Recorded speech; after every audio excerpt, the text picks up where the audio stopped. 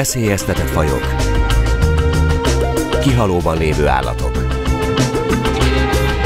Megpecsételődött a sorsuk. Vagy még megmenthetőek? Senki sem tudja. De ők megtesznek minden tőlük telhetőt.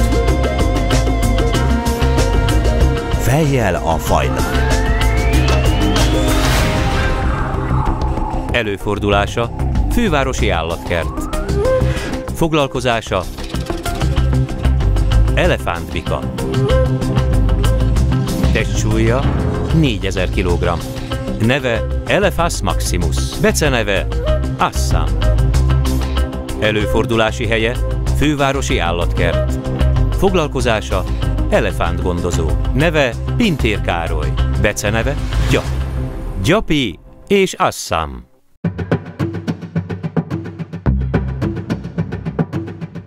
A belgiumi Ypern állatkertjében egy fiatal ázsiai elefántbika, Assam, nagy utazásra készül. Ahhoz, hogy ez a lehető legkényelmesebb legyen, szükséges a budapesti állatkert gondozóinak alapos felkészültsége. Az itteni állatkertben kizárólag protektív kontaktan dolgoznak, és fokozatosan tanultuk meg. Tehát először ők megmutatták nekünk, hogy körülbelül hogy kell ezt csinálni. Utána mi átvettük az úgynevezett targeteket, és a target segítségével mozgattuk az elefántot.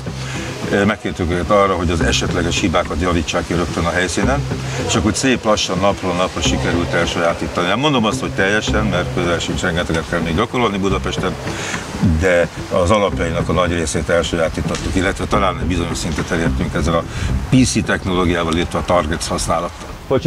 A protektív kontakt módszer alapszabálya, hogy a gondozó és az állat között védőrács helyezkedik el. Az elefánt elfogadt, kétségtelen, mert láttuk hogy az imént, hogy meglehetősen jól paríroz, de tulajdonképpen itt nem érzelmi kapcsolatról van szó, hanem egy reflexzerű mozgáskultúráról van, amit az elefánt végrehajt. Ugye a jutalomfalat, a jutalom, a dicséret, illetve ahogy a targetszel az elefánt bizonyos testrészére utalunk, illetve hozzáérünk, és ezt ő már tudja, és mégis csinálja ezeket a gyakorlatokat.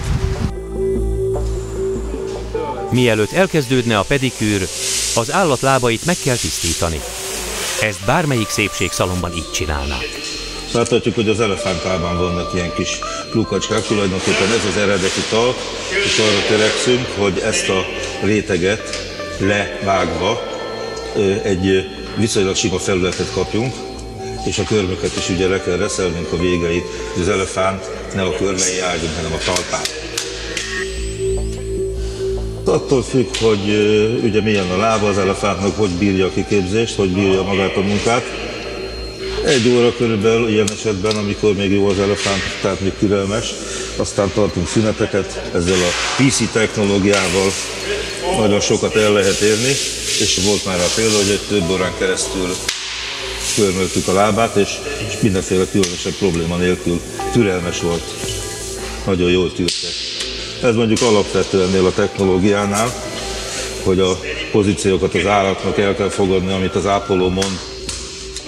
Ez egy nagyon jó alaptermészetű állat.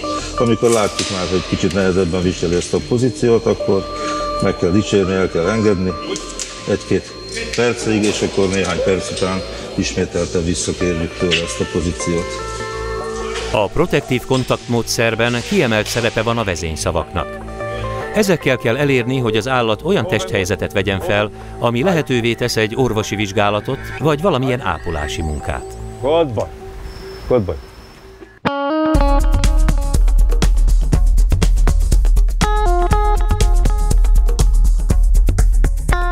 Meg kell szokni az állatnak a mi társaságunkat természetesen, illetve az új környezetét meg kell szokni, hogy a budapesti állatkert egészen más, mint az Yperni, ugye a Szellemelde park.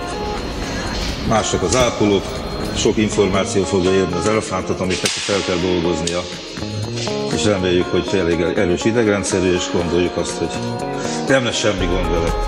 Assam 2009-ben érkezett a budapesti állatkertbe. Azóta itt is az Európai Unió előírásainak megfelelően a protektív kontaktmódszerrel tartják vele a kapcsolatot a gondozók.